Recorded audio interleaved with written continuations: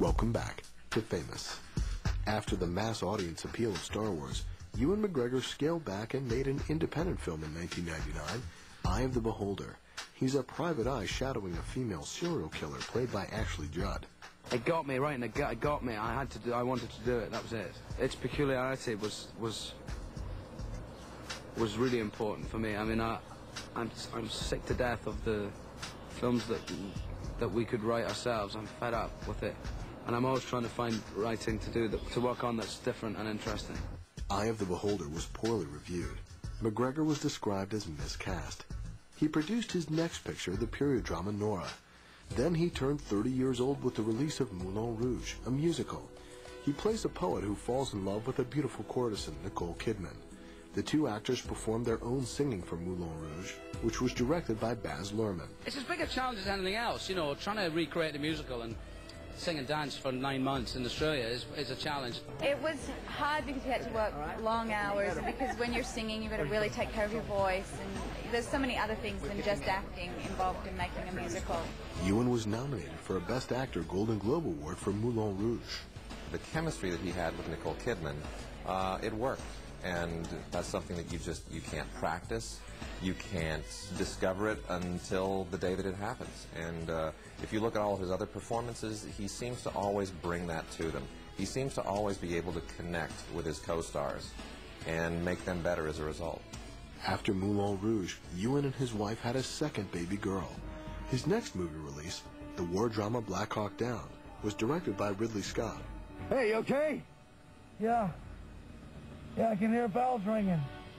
Black Hawk Down, which is based on a true story detailing a 1993 military mission in Somalia, earned more than $100 million at the box office and 2 Academy Awards. Ewan followed with Star Wars II: Attack of the Clones, which was shot on the same sound stages as Moulin Rouge. George Lucas wrote and directed. There's no other film I've made that's like Star Wars. There's no other filmmaking process that I've done that's like Star Wars, so there's no other director I've worked with who's like George Lucas, because he's got all of that stuff in his head, and we're standing in an empty space. McGregor liked Star Wars Episode 2 because it was faster paced. Episode 4 at Star Wars started with Yoda in a swamp and Alec Guinness in the desert, you know? And some talk about the Jedi Order used to be fantastic, and what a bunch of guys they all were. But we had to go back and show all that, so we had to set up the whole Jedi Order thing. We had to set up the whole Senate, which didn't exist in 4, 5, and 6. We had to set up the political structure of the time, right? We had to build the bedrock of 6 movies in Episode 1. So there was a lot of stuff to get through, and I think we've done that now. In Episode 2, we're flying now, you know, we're off and running. As with Episode 1, Ewan studied Alec Guinness's performances in earlier episodes. That was my biggest challenge, was to try and be a young Alec Guinness. That's what I do in this film, you know. I tried really hard in Episode 1, and a lot of it was still there in Episode 2, so I tried less, and as a result, it's more kind of... It's nicer, it's more relaxed. McGregor's look changed from Episode 1 to 2. Got rid of the braids, got my mullet on, got a beard. My fear is that George is making me look more and more like him in each, you know? Because I think that's what's going on. I think by Episode 3 I will look like George Lucas. Star Wars Episode 2: Attack of the Clones was the most expensive Star Wars film, and it was the only Star Wars picture that wasn't the top box office earner the year of its release.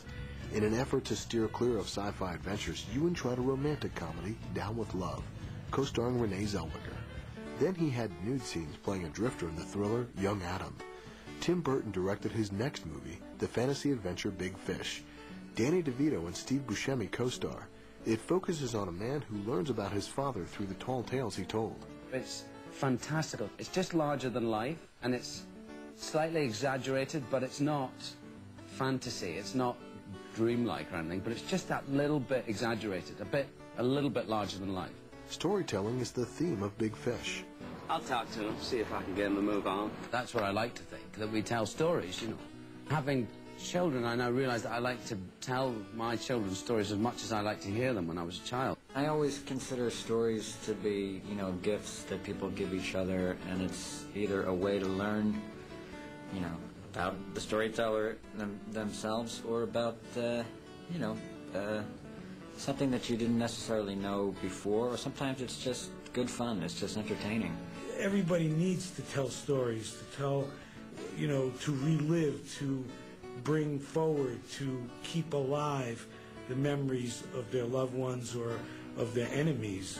Big Fish was a box office success. McGregor was proving he could draw audiences. Now he tried something different, an around-the-world motorcycle trip visiting 12 countries and raising funds for the Children's Hospice of Scotland. He also filmed the adventure for a documentary, which he produced. Because of the motorcycle trip, he didn't have any movie releases in 2004, but made up for that with 5 the following year. Also in 2005, he and his wife attended the Golden Globe Awards, where he was asked the usual question. I'm wearing a Dior jacket and trousers and shirt and tie. Wife Eve also showed off her attire. She's so beautiful, my wife, isn't she? I'm a very lucky man. While a celebrity himself, Ewan was still thrilled to see other famous actors. It's kind of awe-inspiring seeing Clint Eastwood. Look at that. After the Golden Globes, McGregor released an animated feature, Robots. With the animators who are working from your voice, this kind of character is born from a bit of me and a bit of the animators, and you know, it's interesting to see. Dad, if not for you, this never would have happened. It's just about playing a character, and that's what we do for a living actors. So for me, it's interesting to try and play different kinds of characters in all different kinds of movies. Robots made more than $100 million.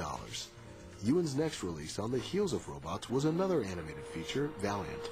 This family film is based on a true story about the Royal Air Force homing pigeons of World War II. Ewan voices the title character, Valiant the pigeon. There's more to me than meets your eye. I like the story very much, and I like him. Most of all, I like Valiant. I think he's a great character to play. He's a real fighter, and he shows true courage, and he fights for what he believes in, and I like that. Valiant faltered at the box office. Ewan followed with a blockbuster, Star Wars 3: Revenge of the Sith, which earned more than $380 million in the U.S. And after Star Wars, Ewan made another big-budget feature.